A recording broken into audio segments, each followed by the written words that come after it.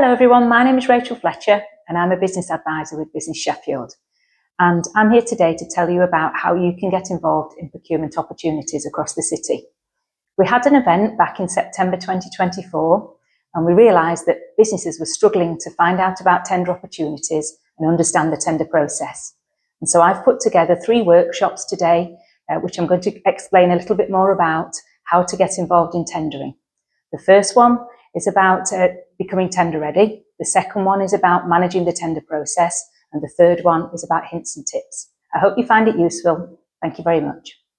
Okay, so SME procurement, why tender? Well, procurement's a huge business opportunity for businesses across the UK. And each year, 39.7 billion is spent by government. And that was the figures for 2023. 20% of the spend historically has been with SMEs, and that averages out at £32,000 per contract per SME that participates.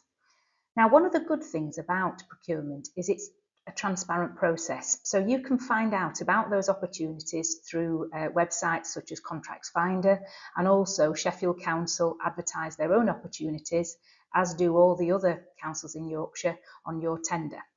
Another real positive is the long-term nature of the contracts. So the public sector obviously are good payers as well. If you do the work that you say you're going to do, then they'll pay you the contract that's agreed. And they also buy a vast range of goods and services. However, and this is the key bit, you must be aware it is a competitive process, and so you won't win every time. An established track record is also important, so don't go for things that you've never done before. Make sure that you choose contracts and opportunities that you've got a good, strong track record in. And also it's quite slow.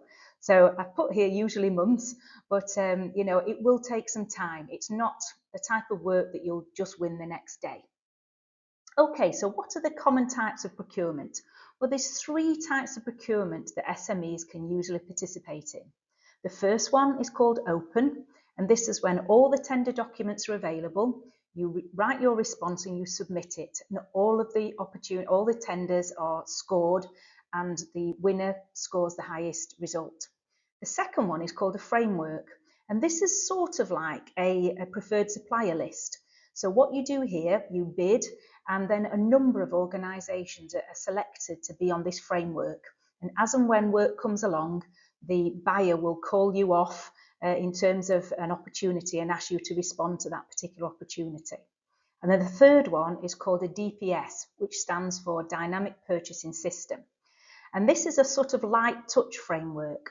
And what this means is that you will provide a certain level of information and you'll sit on a sort of supplier list. And as and when an opportunity comes along, they'll ask all the suppliers relevant to that opportunity to respond. And so it's a really flexible way for both the supplier and the buyer to get involved in procurement. So look out for those 3 types of opportunities: open, framework, and DPS. So what do you need to be tender ready? How can you get involved? Well, firstly, it's all about making sure that you're getting regular opportunities sent through to you. And so, as I already mentioned, you need to sign up to Contracts Finder and your tender to make sure you're seeing those opportunities. But what you also need to do is prepare your organisation to have the information that is needed to be able to respond quite quickly.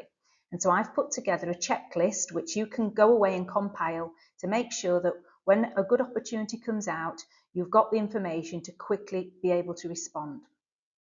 So this is what I call the tender ready audit. And there's about, I haven't counted them, but probably about 15 things on here that you need to be able to respond. So it's things such as your finance information, that could be your accounts, certainly information on insurance. Track record information is really helpful, so contracts that you've delivered before. It's also good to be clear about the key personnel or the people that are going to be delivering the work. Any quality or other accreditations, have the detail and the registration documents available. Policies and procedures is a really big one because obviously the public sector will ask you for certain types of policies and procedures and you need to be able to send those in. And case studies, real good examples of work that you've done before.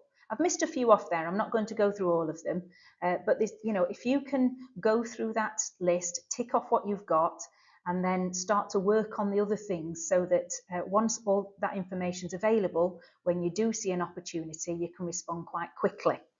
What I would also recommend is that there's access to this information amongst a number of people in your organisation. So that means if you're on holiday or there's sickness, that people can respond and it doesn't all sit with one individual. So compiling this information will be really helpful in enabling you to respond quite quickly. In terms of case study development, it's really helpful to have some good, strong case studies because bidding for public sector contracts is all about demonstrating that you've got experience in that particular field or activity that they're wanting to purchase. So in terms of the purpose of the case study, it's to demonstrate that you've got the capacity and capability to deliver. And what you need to do is explain in that case study, and you might be talking half an A4 page, who the buyer was, what the problem was that the buyer was experiencing, so what they were looking for you to help with, how you resolve that problem, and then also making sure that the case study matches the criteria that you're bidding for. So if you respond to an opportunity, what you want to do is pick the most appropriate case studies that you've developed to match up to that opportunity. So it isn't always about picking the largest value contract or a particular customer. It's more about matching up that case study with that particular opportunity that you're going for. Now, another thing that was mentioned in the Tender Ready audit was the business continuity plan.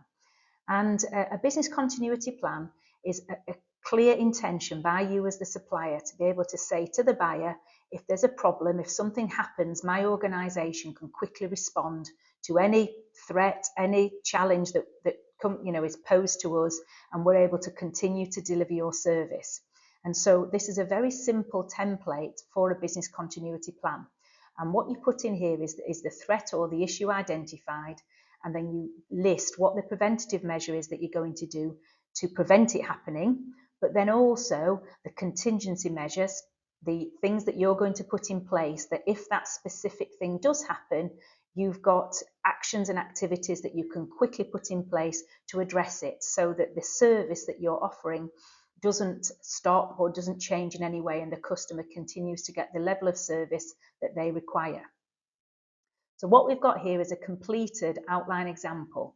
And so it might be something like the threat or the issue might be illness amongst a large number of staff. And the preventative measure would be having systems and procedures in place, such as working from home to enable quick and easy access. But then if that does happen, the contingency is about identifying the priorities and the issues that need to be worked on so that if you've got a smaller team available, you can still meet the needs of the customer. And so we've got all sorts of different issues down there, cyber breach, theft of computer equipment, typical things that businesses may face. And so it's really important, not just for the tendering process, but also for you operating as a business to have completed a business continuity plan. Now, the final thing I want to talk about is social value. Social value is becoming a much more important issue in tendering. And this is because for every pound that the public sector spend, what they're looking to understand is what is the wider social value or benefit that's generated when that's spent in the community.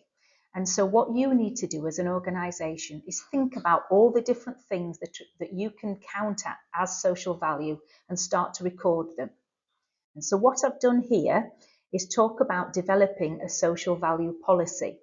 And these are the sort of things that you could cover in that policy, and perhaps you could start to record so that when the question comes up in tendering about social value, you've got some really good examples that you can explain and explore.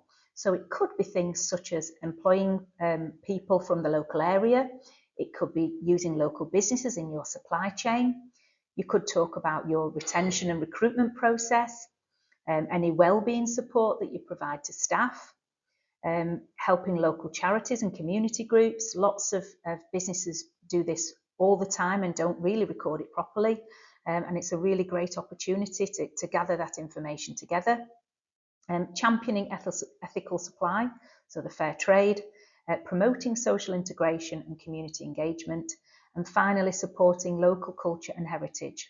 So if you're doing any of those things, start to document them and compile that information. And then when the question on social value does come up in the tender opportunity, you've got some really good information that you can work from. And then working capital requirements and investment. One thing to really think about when you are bidding for tendering is, do you have sufficient cash in your business to be able to cash flow that delivery until that first payment comes? And so you might need to think about what's the value of that first, is there going to be some sort of setup costs? Is there going to be some sort of recruitment that you've got to do? And can you, with your existing reserves, cash flow that? Or do you need to look into alternative options, such as maybe some sort of overdraft or a bank loan or something of that nature? Now, most businesses don't need to go to that extent, but it's really important that you do understand the cash needs, because the last thing you want to do is take a contract on and then not be able to move it into delivery because you just don't have sufficient cash reserves to enable you to do that. Okay, so I've covered today a little bit about being tender ready, so the tender ready audit, issues around social value and how to collate that, and working capital requirements. I hope you enjoyed the sessions. Please do look at the other workshops in the series. Thank you.